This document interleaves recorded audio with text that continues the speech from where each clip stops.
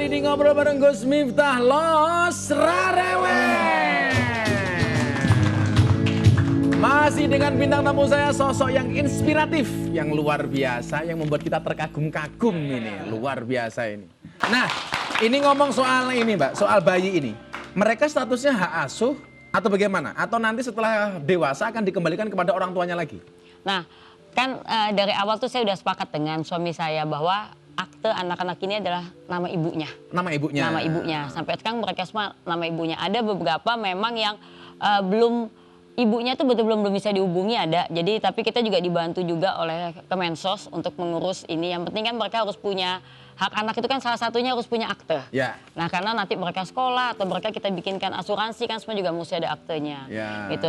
Untuk masalah anak memang saya tidak pernah mempermasalahkan dengan suami saya apakah ini nanti adopsi atau apapun anak yang ada di rumah kita. Aktenya ada ya? Aktenya, yang paling penting buat saya aktenya, dan apapun anak yang ada di kita cuma adalah anak kita sekarang. Oh, gitu. kalau dia akte kelahiran, ini akte kematian.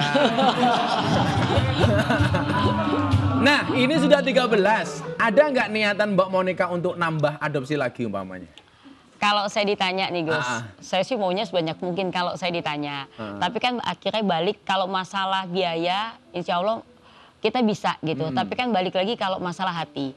Bisa nggak kita bisa mencintai yang sama, yang adil dengan ke-13 anak saya. 13 bayi dengan 4 anak saya, 17 tuh Gus anak saya. 17 ya? Belum suami satu. Oh. Itu kan harus dicintai juga itu, sama gitu. Jangan sampai suaminya ditinggal dong. Ya itu dia.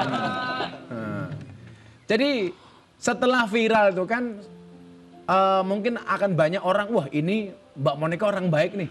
Banyak nggak yang kemudian minta dibantu? Dan bagaimana cara memfilternya? Banyak sekali. Supaya nggak ditipu? Jadi banyak yang ke DM. Jadi pada saat ini udah mulai viral, saya juga udah banyak kena tipu juga. Selain 13 ini banyak juga, Gus. Jadi banyak yang niat saya ingin membantu, ingin membiayai. Jadi saya udah biayai bayi itu di kandungan. Dia bilang udah melahirkan, saya transfer jumlah uang untuk melahirkan. Ternyata bayinya tidak ada. Ternyata jadi dia hanya foto-foto bayi orang. Yang difoto bayi orang? Iya. Waktu kita cek ke rumah sakitnya ya nggak ada. Banyak juga seperti itu. Artinya penipuannya berkedok melahirkan itu ya? Iya. Gila. Berkedok hamil. Berkedok hamil ya? Berkedok hamil, jadi dia foto. Dia lagi hamil, kan saya juga nggak kenal. Karena memang banyak di luar kota. Jadi ke-13 bayi ini juga bukan dari Jakarta, luar kota. Luar kota? Iya. Ada nggak yang nekat sampai langsung datang ke rumah? Mama nih, Mbak Monica ini aku hamil. Ada. Ada juga. Ada juga? Ada juga. Dan diterima sama Mbak Monica? Karena udah datang ke rumah, akhirnya ini rumah saya ada rumah satu lagi ya, mereka saya tampung di rumah satu lagi itu. Terus awalnya sih mereka ingin menyerahkan bayinya ke saya gitu, perempuan ini. Ada sekitar 3 perempuan datang ke rumah dalam keadaan hamil. Saya juga nggak tega, saya bisa membayangkan. Dan nggak ketahuan siapa suaminya? Enggak. Jangan-jangan kamu? Tanggung jawab dong. Ini kan tidak mudah ya Mbak ya. Kita punya satu anak aja ngerawatnya dengan segala macam kesulitan. Lah, untuk merawat 13 anak ini kesulitan terbesar apa Mbak? Kesulitan terbesar buat saya, kebetulan saya juga dibantu oleh ke-13 babysitter. Jadi dan juga saya punya anak-anak juga yang hatinya juga luar biasa. Jadi mereka udah menganggap 13 baby ini adik-adik mereka gitu. Gitu ya. Jadi untuk pemasaran yang saya hadapi adalah kadang-kadang kan kita dekat dengan satu bayi ya Gus. Kayak misalnya hati kita mungkin nggak pernah bilang kalau oh ini bayi favorit saya atau ini anak favorit, tapi namanya kedekatan itu kadang-kadang bayi juga ada. Kecemburuan pasti ada ya. Kecemburuan dari bayi-bayi ini yang jadi masalah. Apalagi mereka sekarang udah tambah besar. Terus kalau saya pulang gitu, yang namanya mereka yang udah bisa jalan, yang 6 ini udah bisa jalan. Udah rebutan gitu. Jadi ya? udah rebutan antara saya dan suami saya. Mungkin pemasarannya sih lebih ke arah situ. Kalau anak kandung Mbak bisa menerima dengan adik-adik baru mereka ini? Mereka malah sayangnya luar biasa. Mereka malah semua sayang ya. Sayangnya luar biasa. Nah ini nih yang sering riwah nih, kalau masuk hari raya seperti lebaran. Kan biasanya mbak-mbaknya pulang nih. Nah kan nenek-neneknya biasanya pulang. Sementara anaknya tetap di situ.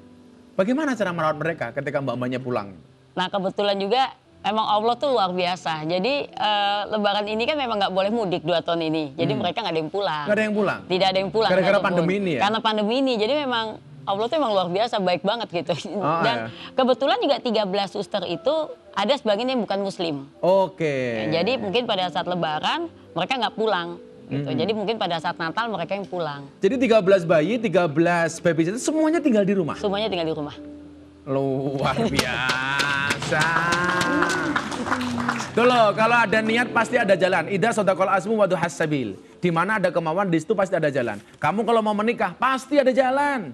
Beneran. Makanya sedokan sejumlah, jumlahnya kamu segera berakhir. Amin.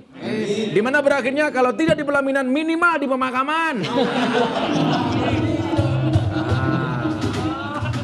Pengen lebih tahu keseruan saya ngobrol dengan Mbak Monica tentang anak-anaknya? Jangan kemana-mana, kita akan kembali setelah yang satu ini.